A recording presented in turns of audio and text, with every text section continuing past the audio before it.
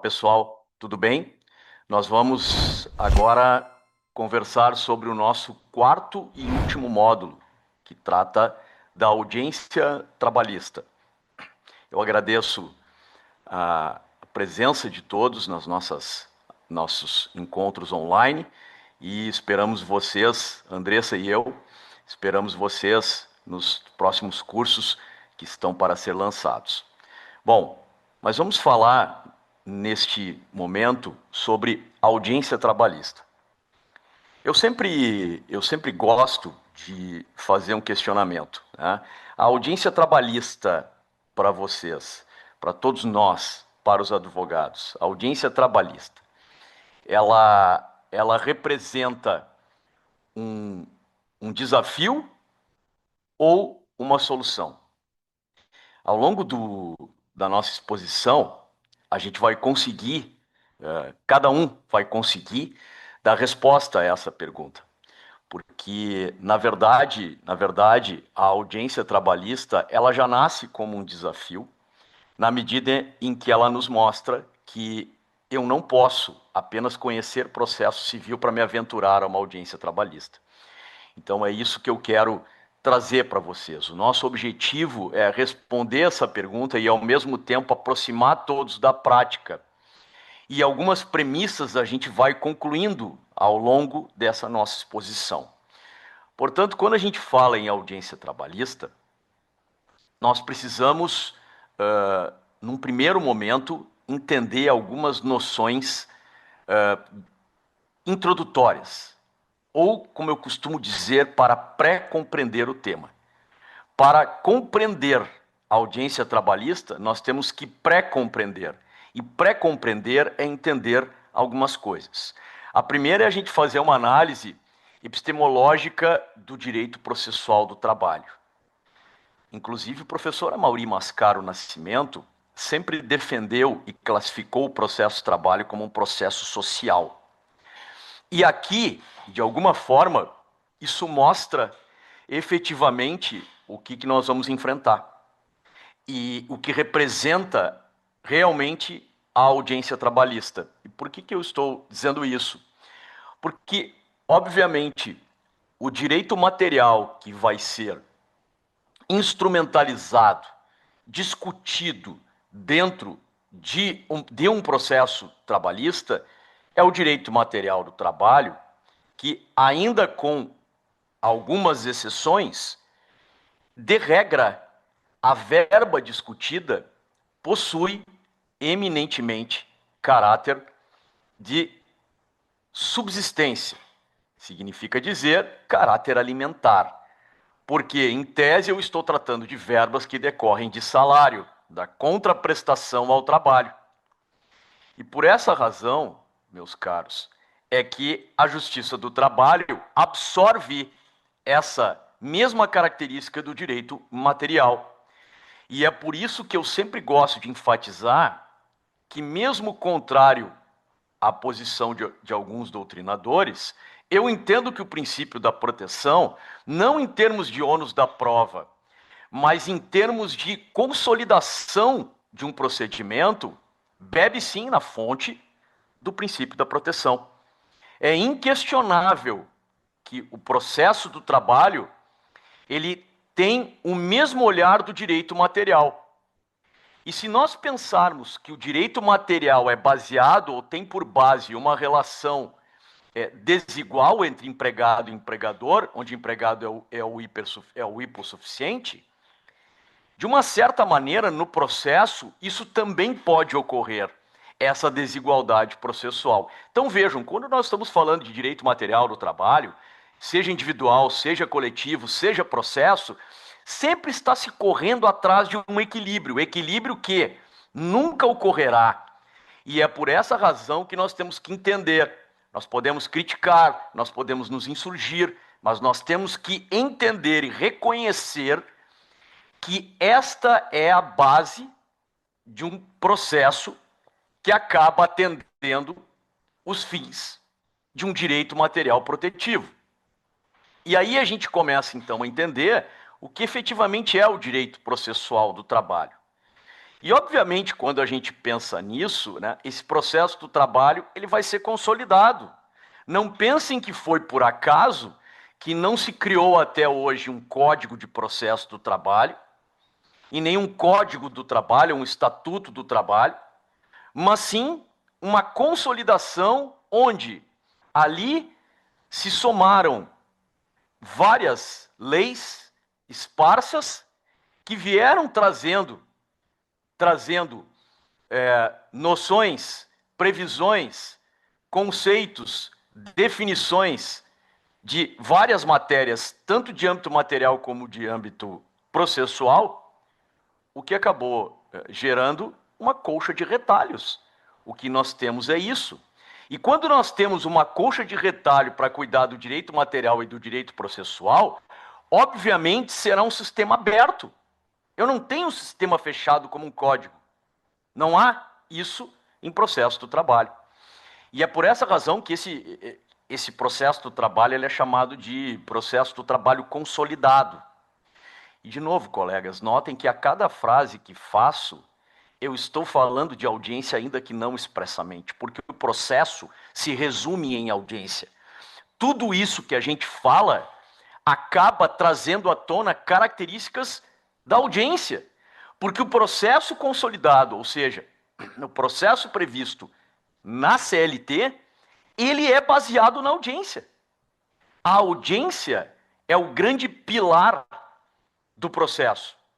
E por essa razão, eu preciso sempre trazer essas noções, porque isso, de alguma maneira, já nos leva a pré-compreender o significado da audiência.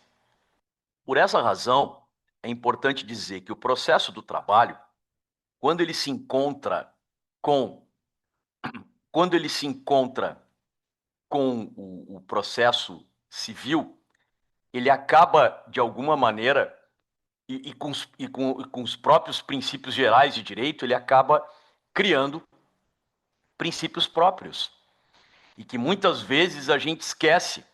Mas eu sempre costumo dizer, em aulas de graduação, pós-graduação, mestrado, que quem ingressa na prática forense trabalhista sempre nota, sempre sente, sempre verifica a, a existência dos princípios, e eu sempre uso a expressão que os princípios eles pulsam na nossa frente, eles pulsam, eles saltam na nossa frente, na medida em que nós avançamos no processo.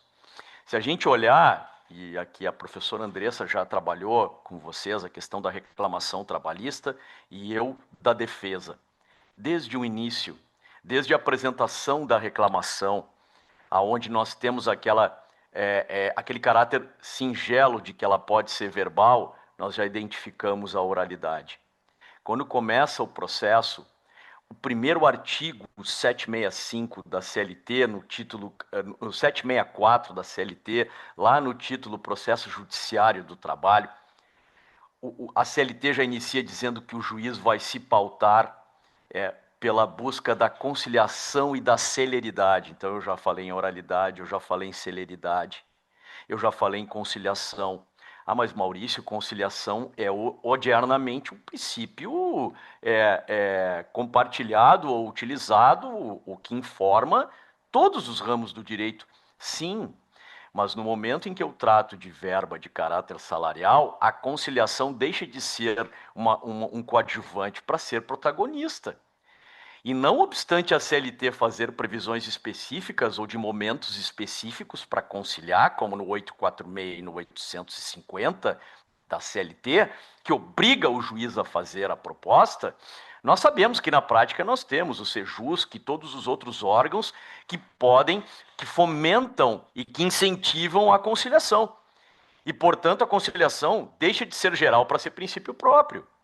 A oralidade, da mesma maneira, a celeridade que está lá no inciso 78 do artigo 5º da Constituição, que prevê que é direito fundamental do cidadão que o processo tenha uma duração razoável, isso já muito antes de ser considerado direito fundamental, já estava aí nos primeiros artigos de processo do trabalho dentro da CLT.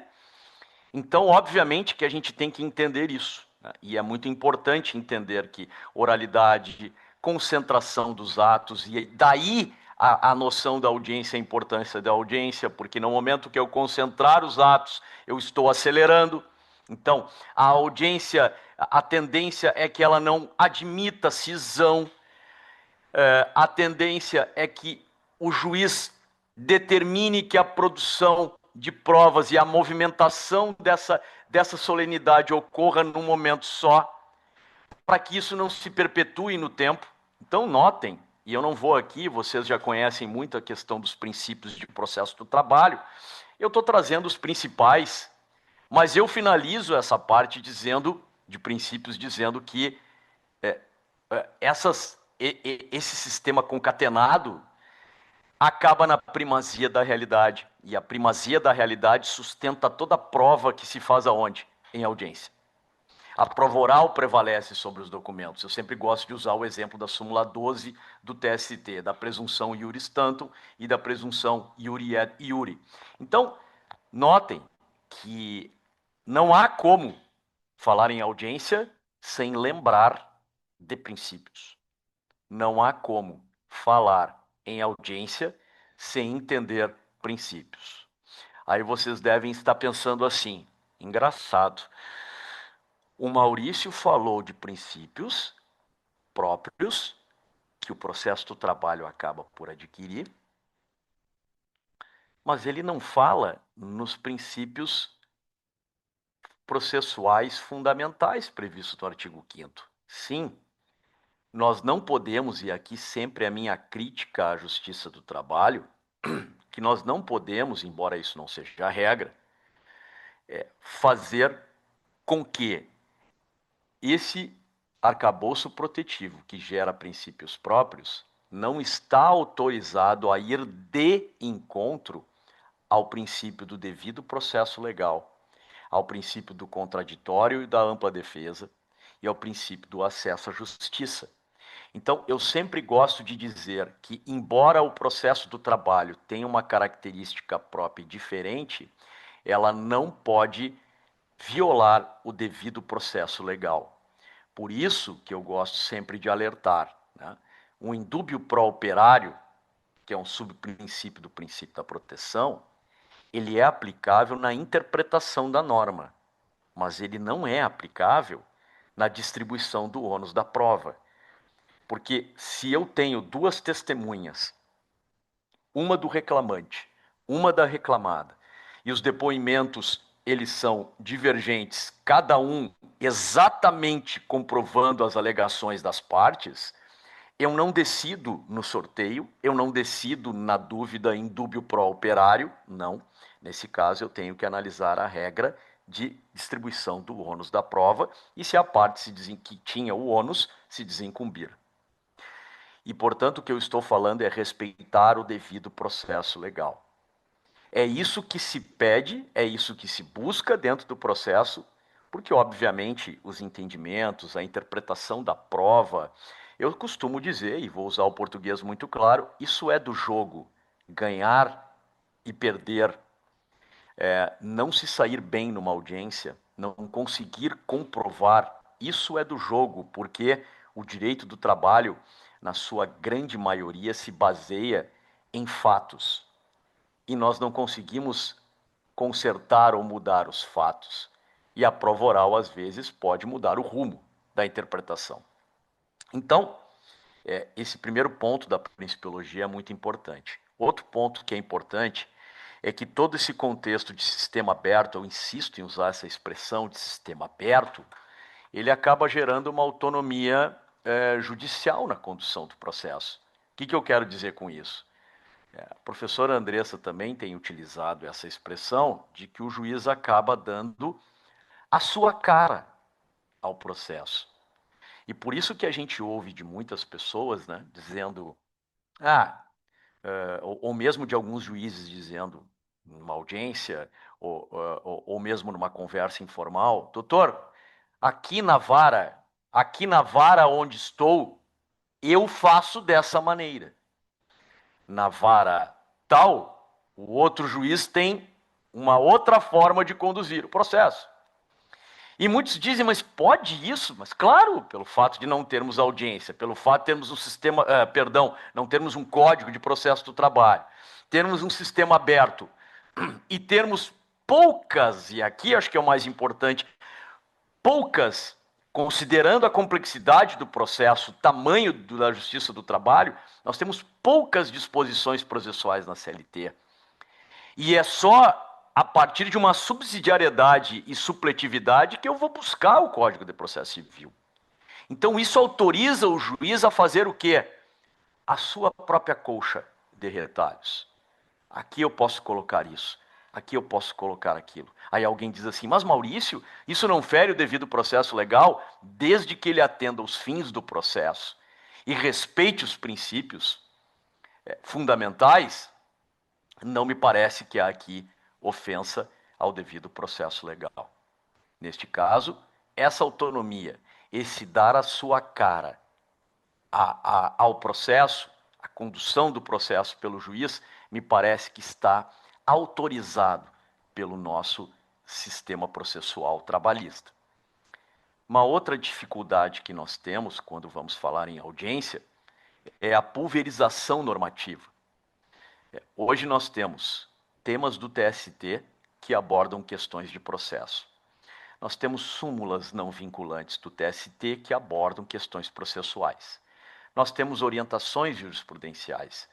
E nós temos ainda, a despeito disso, nós temos, a despeito dessa discussão, nós ainda temos instruções normativas. E quando nós falamos em instruções normativas, depois do CPC de 2015, nós temos quase que um código na instrução normativa 39 do TST. A instrução normativa 39, ela acaba dizendo o que se aplica e o que não se aplica do CPC. Então notem, se um advogado, principalmente alguém que aqui está iniciando, mas não é para o iniciante, isso para todos nós temos que permanentemente estudar. Quando nós vamos entrar em um processo, nós não temos uma única fonte de direito processual, nós temos várias fontes. E nós temos que nos amparar em vários caminhos. Por quê? Porque isso autoriza o juiz e nos dá também condições e alternativas para conduzir o processo. Então, a partir da instrução normativa, eu posso verificar algo que seja cabível e faço um requerimento para o magistrado. Eu dou um exemplo aqui, um pouco desvinculado da audiência, mas até a instrução normativa 39, Justiça do Trabalho, os juízes não aceitavam embargos de declaração de decisão interlocutória. A partir da instrução normativa 39, está evidente que as decisões que mereçam esclarecimento, ainda que com caráter interlocutório, elas admitem a oposição de embargos de declaração, ainda que haja uma resistência dos magistrados, mas está na instrução normativa 39. Como eu sei disso? Consultando essas fontes a cada processo em que desafio. Essa é a questão. Até porque nós podemos memorizar, nós podemos lembrar, nós podemos, com a experiência do dia a dia, absorver algumas coisas, mas essas coisas também mudam. O exemplo disso é que cada semana aqui, a cada 2, 3 semanas ou um mês, nós estamos tendo a edição ou o julgamento de um tema do TST, de um precedente qualificado, que trata de determinada matéria. A atualização é constante. Ah, mas é uma atualização pulverizada, como tu mesmo está dizendo. Mas esse é o sistema. Ou mudamos, ou se muda a lei para se prever um código linear, ou nós continuamos assim. E eu, particularmente, penso que nós não temos que, podemos criticar, mas não temos que lamentar, porque efetivamente, como advogados, nós temos que buscar a representação do cliente, a defesa dos interesses do cliente, a partir daquilo que existe. E, portanto, aqui a gente também tem que trazer, quando fala em audiência, da dogmática do artigo 769 da CLT. Por que eu falo isso? E até na nossa lâmina de orientação aqui, eu coloco que o 769 da CLT, a gente, até o CPC de 2015, nós tínhamos uma interpretação tradicional desse 769 da CLT. Porque nós tínhamos a ideia de que era um dos princípios, e é um dos princípios que norteia o processo do trabalho, que é o princípio da subsidiariedade. Na omissão de previsão legislativa processual da CLT, eu importo do direito processual comum, é o que está lá, não vou ler com vocês, porque vocês conhecem, desde que a CLT seja omissa e que não haja um confronto, uma divergência, uma incompatibilidade do que eu estou trazendo com os princípios e normas de processo do trabalho. Notem aqui que esse princípio da subsidiariedade seria apenas no caso de omissão. E é reconhecido, portanto, o 769 dá um atestado de que a CLT tem poucos dispositivos de processo, inclusive em audiência. Porque em seguida eu vou mostrar para vocês que de audiência nós temos 4 ou 5 artigos. Talvez 6 ou 7. Poucos. E aí, em questões de incidentes ou em questões mais específicas, precisamos nos amparar do Código de Processo Civil. Na parte de ação coletiva, nós usamos o Código de Defesa do Consumidor. Na execução, e aqui eu puxo o 889 da CLT, que tem a mesma função do 769, mas é nas questões de liquidação e execução. Muita coisa eu puxo do CPC e da Lei de Execuções Fiscais, a LEF, a 6.830. Por que eu estou dizendo isso? Que nós temos um sistema que, a partir de um método tradicional, o que falta e não é incompatível, eu busco e aplico. Essa é a estática, mas na dinâmica a gente acaba vendo e tentando evitar essa aplicação cartesiana disso. E aí surge a nova interpretação a respeito disso. Uma nova interpretação. E quando eu falo em uma nova interpretação do 769, é a questão de que nós encontramos aqui a necessidade, e isso é o que traz o novo CPC, de uma função de utilizar o direito processual comum também como supletiva e não apenas subsidiariamente, ou seja, não só nos casos de omissão, mas nos casos que existe e precisa de complementação. Então, muitas vezes é o que se chama na filosofia hermenêutica de lacuna ontológica. Então, eu tenho que, nesse caso, eu tenho uma lacuna aonde eu necessito, para atingir o fim, eu preciso trazer algo diferente do ponto de vista hermenêutico. E o artigo 15 do Código de Processo Civil de 2015 oportunizou isso, né? Que essa lacuna ontológica, que ao longo do tempo não foi preenchida, né? Que existe, mas que não estava ali no 769 da CLT, venha a ser preenchida a partir do artigo 15. E isso reforça ainda mais o que eu falei até agora sobre a questão de se criar um processo próprio em cada vara. Porque eu vou trazer aquilo que não se complementa ou que se complementa. E na audiência, isso ocorre muito. Então, pode ocorrer de o juiz entender que tem que complementar algo e, portanto, vai se utilizar do CPC. Aliás, aqui a gente tem vários exemplos. E o exemplo que eu gosto de falar, que a professora Andressa, inclusive, já comentou com vocês, é a prova pericial. Na prova pericial, a CLT tem 2 ou 3 artigos sobre perícia. Mas como que eu faço quesitos? Quando que eu uso quesitos complementares? Quando que eu uso quesitos suplementares? Qual é o limite de atuação do perito? Está no Código de Processo Civil.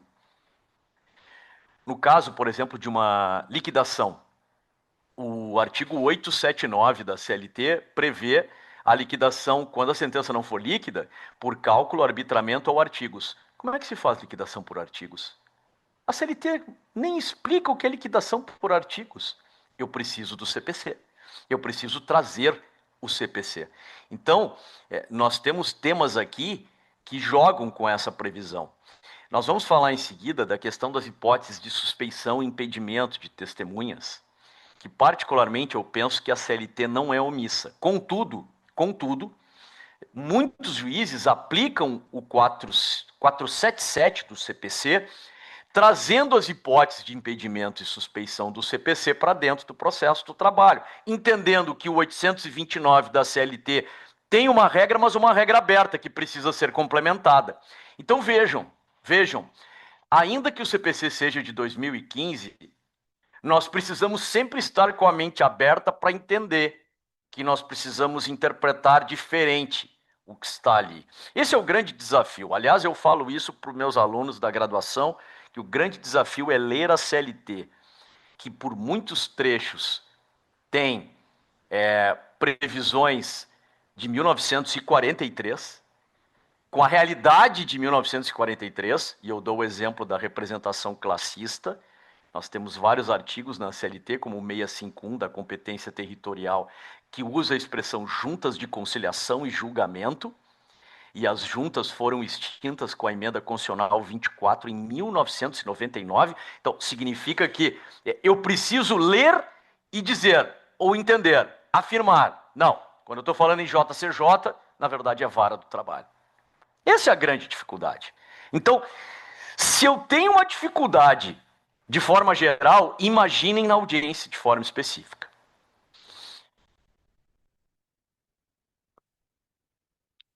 Bom, nós já avançamos aqui, como eu disse a vocês, nós já avançamos no sentido de que o artigo 15 do CPC, ele gera uma verdadeira crise de identidade, né? Porque eu vou ter que fazer aqui a teoria do diálogo, ou seja, eu vou ter que fazer estabelecer, e quando eu digo eu, pode ser o advogado na proposição da peça, na inicial ou na defesa, ou seja, na sua tese, e o magistrado no seu sentimento, que é a sentença, na sua interpretação. E aí eu posso, então, fazer o diálogo entre o 769 e o 15. Entre o 769 da CLT e o 15 do CPC. O que vem e o que não vem. Então, vejam, me fizeram uma pergunta no ano passado. Maurício, como o advogado faz para se preparar para a audiência? Eu disse, ele faz apenas o seu melhor. Porque na audiência trabalhista, ninguém estará preparado. Nunca. De forma completa, nunca, porque as coisas podem acontecer diferente por tudo que eu trouxe até agora. Né? Então, se vocês encontrarem a professora Andressa, e a professora Andressa está indo para uma audiência, e ela diz, e vocês perguntam, professora Andressa, tem uma audiência de instrução? Tem, a senhora está bem? Estou tranquila, estou absolutamente calma, não estou estressada, não estou nervosa, não estou ansiosa, tampouco preocupada.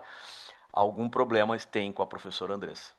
Porque quando nós vamos para uma audiência, sobretudo de instrução, quem não tiver com o seu frio na barriga, quem não tiver um tanto quanto ansioso para algumas questões e principalmente receoso daquilo que pode vir da interpretação do juiz ou que pode surgir na audiência de incidentes, realmente não está preparado. Estar preparado para a audiência, como processo como um todo, mas estar preparado para a audiência é ter receio, não subestimar o advogado da parte contrária, estar esperando que o advogado da parte contrária nos prepare um checkmate e que o juiz possa trazer algo que eu não espero. Não esperar ou não saber ao certo o que vai acontecer é estar preparado para a audiência trabalhista. Ainda importante, eu já havia mencionado aqui, a questão da instrução normativa 39, né, do TST, que é da estática dinâmica. Por quê? Porque, na verdade, eu não pretendo aqui, já que nós vamos falar em audiência, eu não pretendo aqui ficar abrindo, fica como uma lição de casa aqui, um tema de casa para vocês, até porque eu falei que isso não é um mero tema de casa estanque, isso é perene, isso é permanente para quem vai manejar o processo. É saber o que está lá na instrução normativa 39. Vocês vão fazer uma peça, vão cumprir um prazo, vão fazer uma manifestação, vocês, obviamente, têm que ter essa instrução normativa aberta, que às vezes até alguns juízes esquecem, mas tem algumas disposições ali que podem nos ajudar, porque querendo ou não, essa instrução normativa 39 do TST, entre aspas, acaba sendo um segundo código de processo, ou ele adere às disposições processuais que lá estão na CLT, a partir do 764. Então, por isso que eu digo que nesse caso aqui, a gente tem que tirar da estática e colocar na dinâmica. Quando eu falo em colocar numa dinâmica processual, é exatamente aquele exemplo que eu dei dos embargos de declaração e de tantas outras situações que são previstas para aplicação da instrução do Código de Processo Civil no processo do trabalho. Vou dar, inclusive, outro exemplo aqui. A professora Andressa e eu já fizemos artigos sobre isso, já publicamos, sobre a instrução normativa 40 e a 41, que prevê a questão do manejo do agravo interno. O agravo interno previsto no 1021 do CPC já tinha na instrução normativa 39 sua aplicação. Quando foram criados os precedentes qualificados e se previu a possibilidade de inadmissibilidade do recurso por existência de tema, o recurso cabível desse despacho é o agravo interno. E esse agravo interno já era previsto lá. Então, o que se fez? Simplesmente se aproveitou o modelo já autorizado pela instrução normativa 39. Então, vejam a importância disso. Isso é uma realidade. E acaba saindo da estática para vir para a dinâmica. Então, muitas dessas situações que o CPC de 2015 autorizou, nós já tínhamos, mas foram readaptados. O outro exemplo é a reconvenção, que nós já conversamos nesse mesmo curso, onde eu trouxe para vocês a aplicabilidade da reconvenção, que se amoldou ao CPC de 2015, inclusive por força da Instrução Normativa 39. Bom,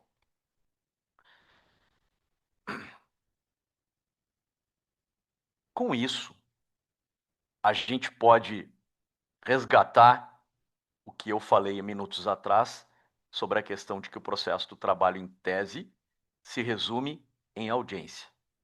E notem aqui que eu tenho nada mais do que, ou nada menos do que, 9 artigos da CLT. Eu poderia até acrescentar aqui o 840, mas o 840 é a forma em que eu reclamo, em que eu ajuizo, em que eu apresento na vara do trabalho. Então, na verdade, a audiência mesmo está prevista a partir do 841, quando o reclamado é notificado para comparecer em audiência. E essa audiência deve ser marcada, nós já falamos isso na aula de defesa, num prazo mínimo, após 5 dias, observando o quinquídio, a contar da notificação. Então, vejam, 9 artigos de audiência. 9. Obviamente que o juiz não vai conseguir, na prática, para situações que aparecem, resolver apenas com o que está aí. Então, reiterando aqui o que nós falamos, eu estou puxando os pontos de pré-compreensão e trazendo agora para a compreensão. Nós concluímos que a audiência, ou a primeira premissa a se concluir é que a audiência é a expressão do princípio da proteção no processo de trabalho. Isso se desdobra em celeridade, concentração dos atos, oralidade e primazia da verdade real. Nenhuma novidade do que eu puxei no início da nossa exposição. Como eu também disse, a audiência se confunde com o próprio processo e é o principal espaço para a prova que prevalece no processo do trabalho. Algumas pessoas interpretam equivocadamente esta frase que eu coloquei, mas eu insisto em colocar essa frase. Algumas pessoas pensam assim, mas significa que a prova oral é a suficiente ou a que prevalece? Depende muito do caso. Se eu tenho uma alegação de justa causa por armazenamento de conteúdo pornográfico, envio de e-mails e conteúdos pornográficos para colegas de trabalho ou um assédio sexual em que partiu de uma máquina, do computador de um determinado empregado, eu provavelmente terei uma prova oral, mas vocês vão concordar comigo que num caso concreto específico, e eu não posso adiantar todos os casos concretos, porque eles têm os seus requintes de detalhe, mas a verdade é que um caso como esse, necessariamente precisamos de uma perícia na máquina para saber do IP em que foram enviados os e-mails. Claro que eu estou tratando aqui de uma forma simples, Às vezes o caso concreto não permite que isso ocorra. Então a prova pericial será decisiva e a oral será complementar. O que nós não podemos achar que uma prova de WhatsApp é absoluta. Nós não podemos achar que uma a prova oral é absoluta. E não podemos achar que prints de WhatsApp, e-mail, Instagram, Facebook são absolutos. É o que eu sempre digo, uma prova completa a outra. De novo, de acordo com o caso concreto. Então, o que eu sempre gosto de dizer é que na audiência, é uma premissa que eu gosto de trabalhar. Até a audiência, na audiência e após a audiência, eu posso provar. Mesmo que o juiz tenha encerrado a instrução, mas eu tenha obtido uma prova contrária, que cronologicamente é velha, e nós chamamos de prova nova, né, o próprio conceito do TST. E se eu trago isso para mesmo antes da sentença, o processo já está concluído para a sentença, eu estou provando. O que quero dizer que a audiência, ela não é um núcleo isolado. E aqui a gente começa a ter uma noção da prova. Muitos de vocês já ouviram a expressão cotejo da prova. O juiz deve julgar fazendo um cotejamento, o cotejo da prova, como queiro. Ou seja, ele sopesa o valor da prova documental, da prova oral e da prova pericial, se existir. O exemplo que eu trouxe, assédio sexual digital ou assédio digital. Bom, aqui a gente pode então adentrar um pouco na audiência. Na audiência, e quem me conhece sabe, eu gosto de sempre fazer esse exercício piramidal, porque aqui nesse canto esquerdo eu teria o reclamante, no canto direito o reclamado e aqui o juiz, né? Eu tenho uma opinião muito simples e direta sobre a questão de que a lei, sobretudo o Estatuto da Ordem dos Advogados, prevê que não existe uma hierarquia entre magistrados e juízes. Sinceramente, para mim, isso é uma bobagem e acho que deve sim existir essa hierarquia, porque na audiência, na prática, nós temos que ter um juiz que conheça o processo e que conduza o processo de forma correta. Quem tem experiência ou vem adquirindo experiência sabe que é muito ruim fazer audiência com um juiz que não leva as rédeas da audiência de forma alta, não põe limites aos advogados, não limita perguntas. Aí alguém deve estar perguntando, Maurício, tu é a favor do próprio cerceamento? Não, eu sou a favor da objetividade e da prova que realmente precisa ser feita. Nós temos que ter um juiz que entenda de ônus da prova e que direcione o ônus. Porque, ainda que se diga, cabe ao juiz a busca da verdade real, outra bobagem. Outra bobagem. Eu sei o que devo provar e eu que tenho que buscar provar. Se o juiz indeferir, nós temos meios para protestar e buscar configurar o cerceamento. Mas eu tenho que ter um juiz que conduza a audiência. Sem condução, é muito pior. Então, é uma opinião que vai, muitas vezes, de encontro ao que a maioria pensa a respeito disso. Muito bem. Aqui eu coloco para vocês as disposições que vocês já conhecem, né? Eu já mencionei o artigo 841, que estabelece o quinquídio para marcar a audiência da notificação 5 dias. A audiência deve ser marcada após 5 dias a contar da notificação, do recebimento da notificação. O 843 PV aqui, quem deve comparecer. Né? Então, a gente tem um cancelamento hoje, até aqui consta tácito, mas hoje o cancelamento é expresso da súmula 377 do TST, na medida em que o reclamante e reclamado podem comparecer, e o reclamado pode se fazer por preposto, que é qualquer pessoa, né? Que antes da reforma trabalhista, a súmula 377 previa que, com exceção da reclamação de empregado doméstico, deveria ser empregado, ou seja, ter carteira assinada. O artigo 844 da CLT, né, traz o estado do processo e as penalidades, é aquela questão do arquivamento, uma sentença de extinção sem julgamento do mérito para quem não comparece, e para o reclamado, se não comparecer, a pena é confissão. A pena. O estado do processo é revelia, não se aplica a revelia. E o artigo 845 é a noção e pretensão de audiência una, que também é reproduzido lá depois com a Lei 9957 de 2000, no procedimento sumaríssimo, né? Que se era sumaríssimo, a ideia da 9957 de 2000 era que fosse rapidíssimo.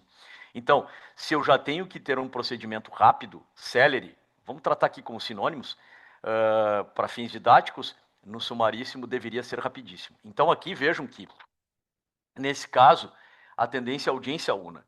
Mas, Maurício, já quero adiantar aqui um ponto. Eu tenho feito em Porto Alegre ou em outras comarcas, ou mesmo em outros TRTs, em outros estados, outras regiões, e audiência de prosseguimento. Eu não tenho visto essa audiência una. Né? E aqui entra novamente aquilo que eu falei lá no âmbito da pré-compreensão. O juiz vai criar aquilo que ele entende, ou vai, melhor, estabelecer o procedimento que ele entende que é melhor. Hoje nós temos na prática juízes em que determinam a notificação do reclamado, prazo de 15 dias para contestar e marca audiência para prova oral. Tem juízes que marcam a audiência inicial, aplicam o 847 da CLT para a defesa ser escrita com PJE até a audiência e marcam uma audiência de prosseguimento para fazer a prova oral.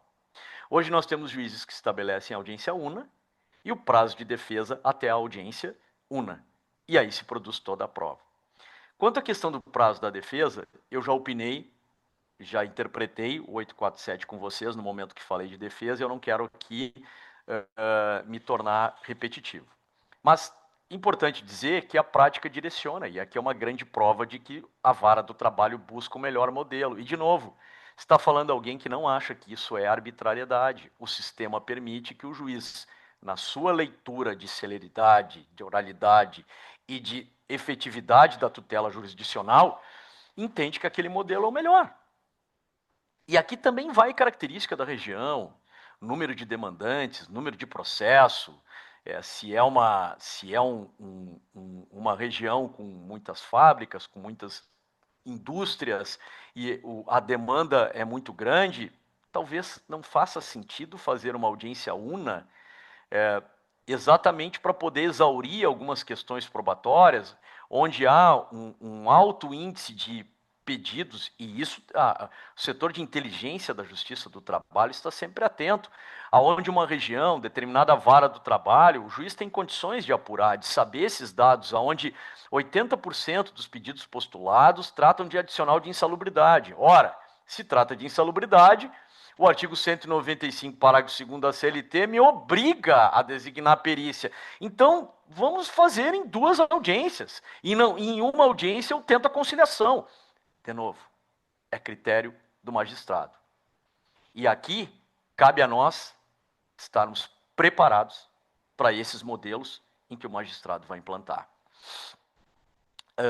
Da mesma forma aqui, então, essa questão da audiência una, ela existe, e agora eu vou falar especificamente por Porto Alegre, o que as varas do trabalho têm feito, e particularmente se juiz eu fosse, eu teria um dia de pauta de audiência una, e depois eu daria o prazo de 15 dias e marcaria a audiência para prova oral. Não marcaria a audiência de conciliação. Eu deixaria facultado para que as partes, se quisessem, pedissem a audiência de conciliação. Aliás, deixa eu dizer para vocês que eu fiz isso há menos de um mês. 14ª Vara do Trabalho de Porto Alegre, foi ajuizada a reclamação. O juiz, o magistrado, concedeu prazo de 15 dias para contestar e marcou a audiência para a produção da prova. Eu entrei em contato com o advogado, nós nos ajustamos para fazer uma transação, para fazer uma composição do processo, peticionamos e pedimos audiência. Aí a audiência de conciliação foi designada e nós fizemos acordo homologado pelo magistrado. Então vejam que também esse princípio da conciliação pode ser provocado pela parte. E em Porto Alegre existem em varas do trabalho vários modelos, e como eu disse a vocês, eu, Maurício, se juiz fosse, eu teria um dia da semana de pauta una, de audiência una. Mas o que eu faria? Eu faria um exame da petição inicial, verificaria aquelas matérias que são em tese simples, que não precisam de perícia, que a prova documental é básica e que, portanto, está tudo na mão da prova oral. E na mão da prova oral, eu posso fazer uma audiência una. Claro que aqui tem mais um aspecto prático. Dificilmente a vara do trabalho, no intuito de acelerar o processo por tudo que falamos até agora, no intuito de acelerar o processo, muitas vezes não analisa a petição inicial. Tá? Até mesmo pelo volume, eu não estou de forma alguma aqui acusando os magistrados ou criticando os magistrados. Às vezes, pelo volume, não é possível fazer uma análise prévia da petição inicial. De qualquer maneira, quando é possível, se faz uma pauta de audiência una. E isso ocorre dentro do próprio processo.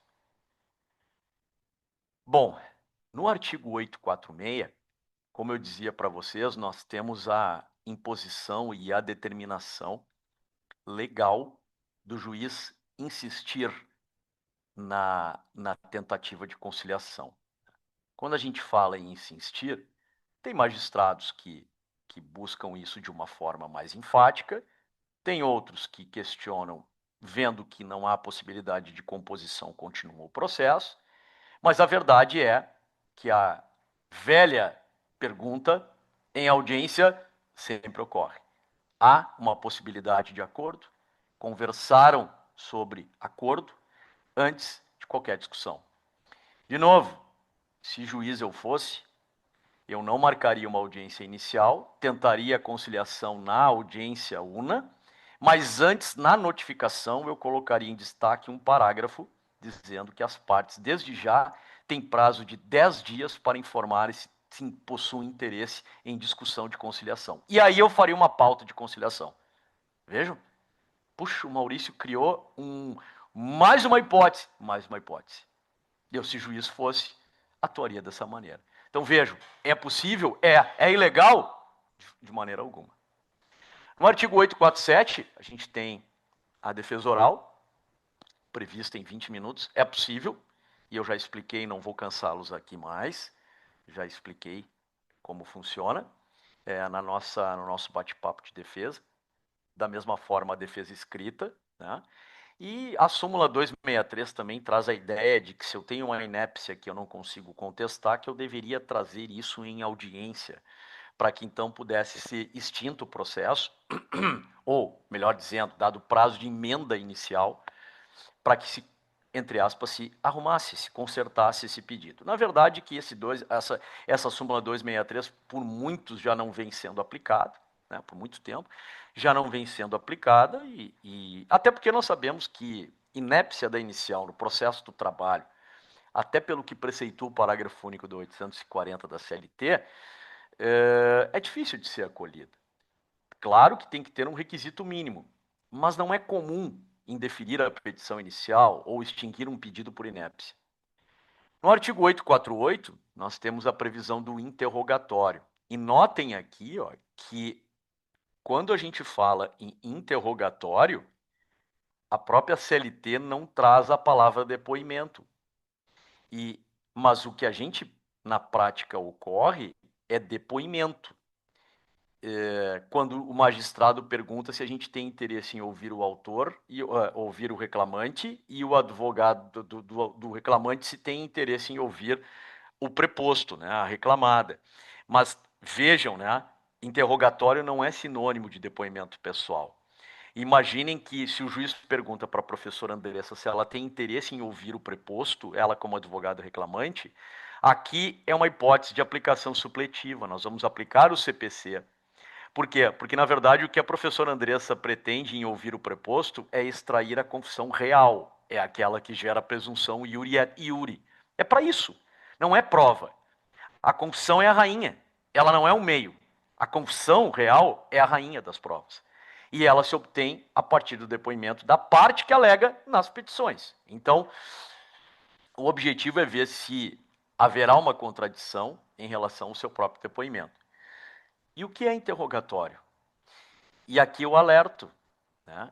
A previsão na CLT de somente trazer hipótese de interrogatório é aquele momento em que apenas o juiz faz os seus questionamentos.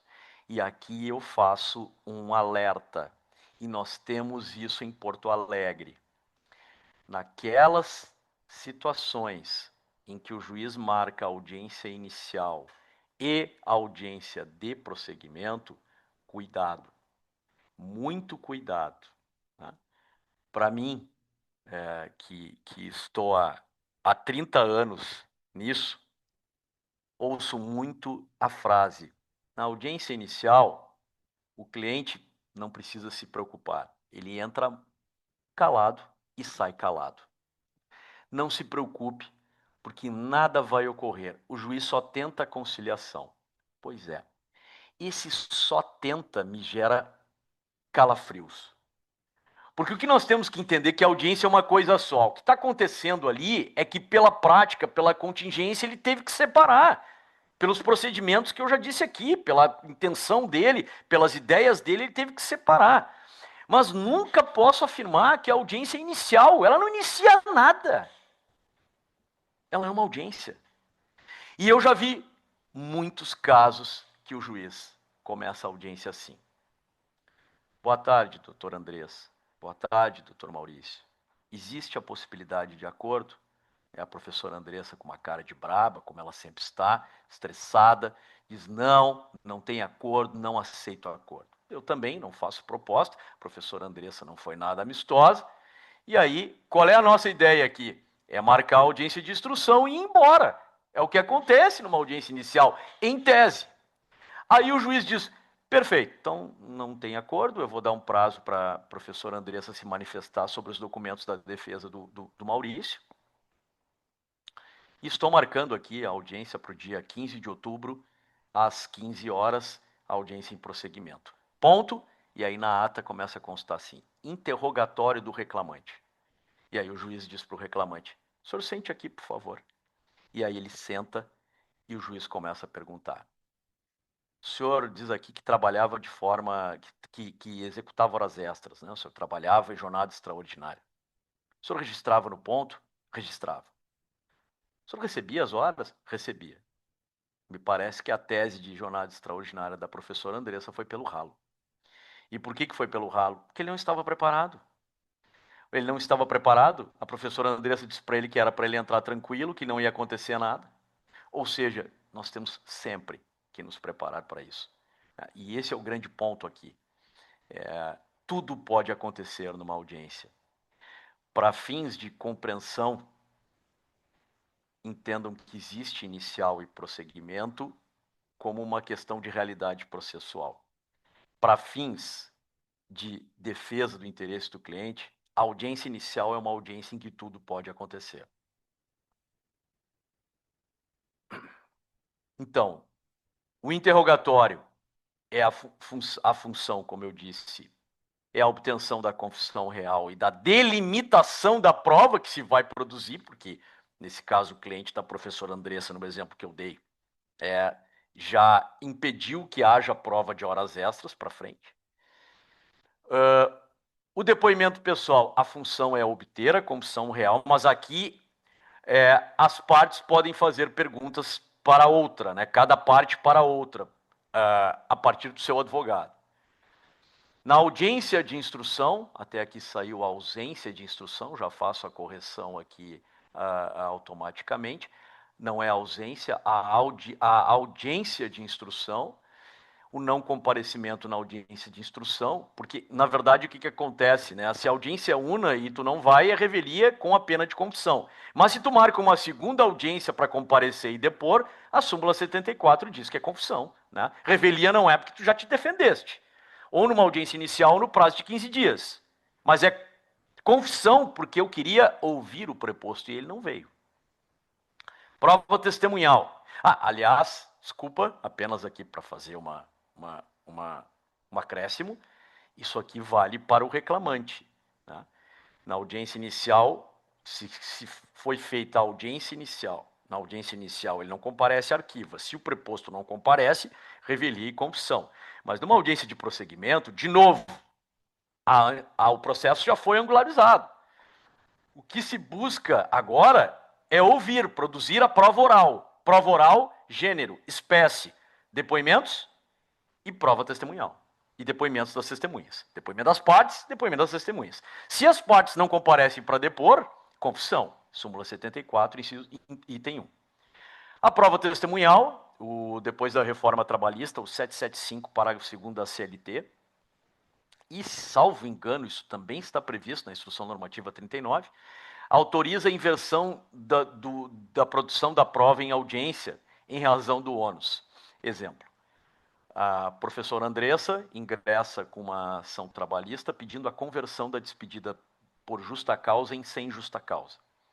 Sabemos que essa exceção ao princípio da continuidade do 482 da CLT cabe à empresa provar, no caso de uma demanda judicial, porque é um fato impeditivo do direito. Nesse caso aqui, existe uma justa causa que impede que ele seja despedido por justa causa, sem justa causa. O ônus é meu, é da reclamada. Né? E está lá no 818 da CLT, que acabou por trazer e repetir os dispositivos do 373 do CPC de 2015. E nesse caso aqui, eu tenho que produzir, o ônus é meu. Como o ônus não é da Andressa, é possível que se comece então a ouvir, porque a CLT, ela prevê de forma genérica que primeiro se ouve as testemunhas do reclamante e depois as testemunhas da reclamada. Isso está no 821 e seguintes da CLT. Tá? Contudo, nesse caso, é possível que o juiz inverta a ordem. Já que o ônus é meu, vamos primeiro ouvir o Maurício. Vamos primeiro ouvir quem defende a justa causa e depois quem quer converter, porque a Andressa, se necessário, pode trazer a sua contraprova. Imaginem, se não for assim, nós vamos ouvir primeiro a contraprova e depois a prova. Então, a depender disso, pode ser prejudicial na hora da análise. E é por essa razão que o 775, parágrafo 2º, ele dá essa possibilidade. O número de testemunhas, todos vocês sabem, a gente tem a previsão de que 3 testemunhas por cada parte, no sumaríssimo são 2, e também no inquérito de apuração de falta grave eu posso levar até 6 testemunhas. E aqui a gente traz um pouco daquelas hipóteses de suspeição. Eu, particularmente, penso que as hipóteses de suspeição estão no artigo 829 da CLT, amigo, parente ou inimigo, e sempre entendi que o cargo de confiança não seria aqui suspeito para depor. Também concordo com o entendimento da súmula 357 do TST de que quem tem ação trabalhista, reclamação trabalhista, ainda que com o mesmo pedido, não está suspeito para depor. Também acho que não, cabe ao juiz fazer essa análise, né? Acho que cabe à parte trazer o processo, trazer a petição inicial da testemunha posteriormente para o juiz verificar se ele tinha interesse na causa. Porque interesse na causa não é uma aplicação aqui de dispositivo processual. Interesse na causa, quando eu falo interesse da causa, estou me referindo à lealdade processual. Né? É a troca de favores. Né? E isto, aí sim, isso é aplicável. Eu entendo que as outras hipóteses do 477 não se aplica impedimento e a suspeição. Mas eu chamo a atenção do tema 307, que é recente, e o tema 307 ele traz a hipótese e acaba vindo ao encontro do que eu entendia, no sentido de que, a partir do tema 307, se é uma testemunha que, mesmo com cargo de confiança, não exerce um poder absoluto de gestão, a critério do juiz ele pode ser ouvido. E eu digo para vocês, recentemente já tive 2 casos em que ouvi gerentes, com base no tema 307, onde a contradita foi indeferida. Falando em contradita, né, o 828 ele prevê, não diz quando que será contradita. E essa é uma grande dificuldade na prática, né? Então, eu vou exemplificar o que está escrito no 828 e no 457, parágrafo 1º do CPC. Né? Suponhamos que o juiz pergunta, doutor Maurício, o senhor tem a testemunha? Tenho. Nome, Andressa Munaro. Então a Andressa chega, senta, e a primeira coisa que o juiz vai fazer com a Andressa, a partir dali ela é testemunha do juízo, a Andressa apresenta seus documentos e ela vai ser qualificada. Andressa Munaro, brasileira, casada, advogada, residente, domiciliada, papapá. Ponto. É neste momento que eu preciso alertar o juízo de que eu possuo uma contradita com base no artigo 829. Contradita é um instrumento de levar a conhecimento do juízo a suspeição. E aí, o juiz vai perguntar o motivo, eu digo, porque tem amizade íntima com a reclamante. A partir dali, o juiz faz aquelas perguntas previstas no CPC e no próprio 829. Senhora Andressa, a senhora é parente, amiga ou inimiga de alguma das partes? Ela diz não. E eu posso, inclusive, dizer, doutor, eu tenho prova dessa contradita, e, obviamente, então eu paro a discussão da prova testemunhal para, dentro e naquele momento, começar a instruir a contradita. De novo, se eu tiver prova, eu não paro para em outro dia voltar. Naquele momento, eu posso me aproveitar das testemunhas que tenho, ou tenho documentos, ou tenho fotografias, que eu vou sustentar a instrução da contradita e o juiz vai decidir se a Andressa é ou não suspeita para depor. No comparecimento das testemunhas, a regra está lá no 845 e no 825, é independentemente de notificação, mas aqui também é importante dizer, né, que com o surgimento do sumaríssimo, do 852H, parágrafo 3º, da apresentação do convite, hoje é possível, inclusive por analogia ao CPC, apresentar o convite. Ou, se eu quiser arrolar as testemunhas, tanto pode ser na inicial como na defesa, ou 3 dias antes da audiência, conforme prevê o CPC. E hoje, quando a testemunha realmente tem comprovação de que há comprovação de que a testemunha ela não pode comparecer, se eu mostrar que eu a convidei e ela diz que iria, mas não está impossibilitada, a jurisprudência é praticamente pacífica no sentido de que se aceita o adiamento, ou pelo menos para ouvir a testemunha. E eu sempre insisto, tem que ser adiamento, porque ouvir quem está ali e ouvir a outra testemunha é cisão de prova. Eu já sei o que as outras falaram. Querendo ou não, haverá uma contaminação da prova. Então, o que tem que se brigar, entre aspas, é para que o juiz não gere a cisão da prova. Testemunhas no saguão. Testemunha trouxe a professora Andressa como contraprova. O reclamante trouxe a professora Andressa como contraprova. E eu, que sou o reclamado, e que cabe a mim o ônus, não consegui testemunhas. Mas aí nós entramos em audiência, e antes eu vi no saguão que estava lá a professora Andressa. E o meu cliente, o preposto, me disse, doutor Maurício, nós não conseguimos nenhuma testemunha. Mas sabe aquela moça que está ali fora?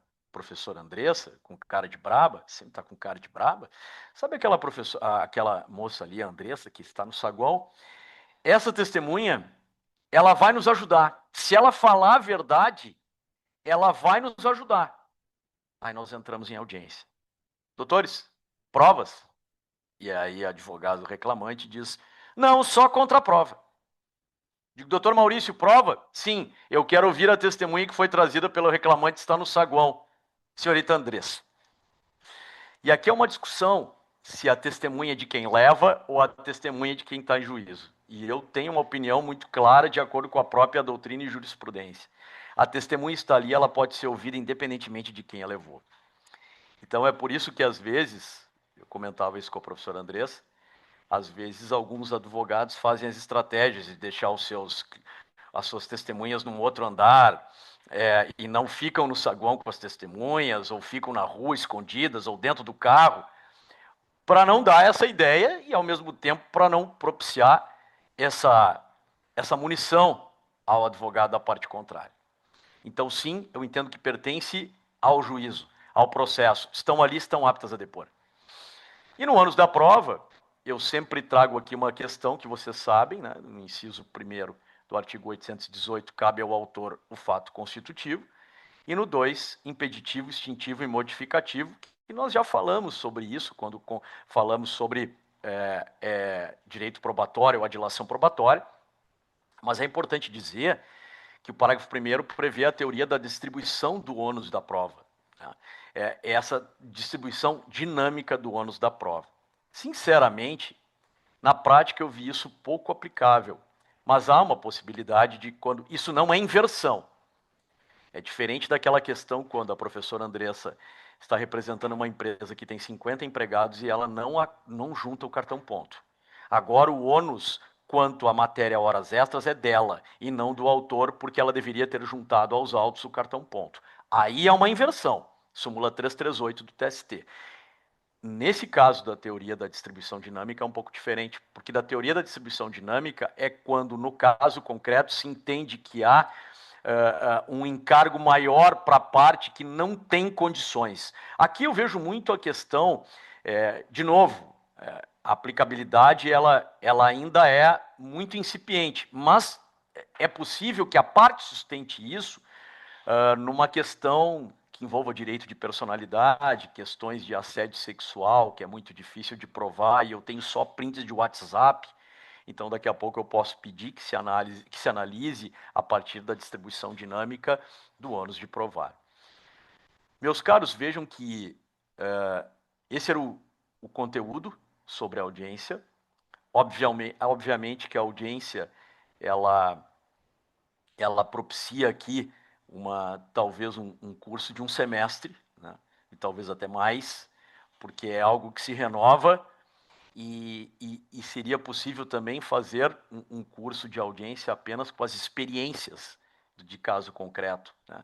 Que eu tentei aqui aproximar a partir da análise dos principais aspectos. Então nós encerramos o nosso curso aqui e em breve traremos outros que abordam ou que abordarão também os aspectos probatórios, que, como eu disse, prova e audiência é igual a processo. Essa é a equação. Muito obrigado pela atenção de todos.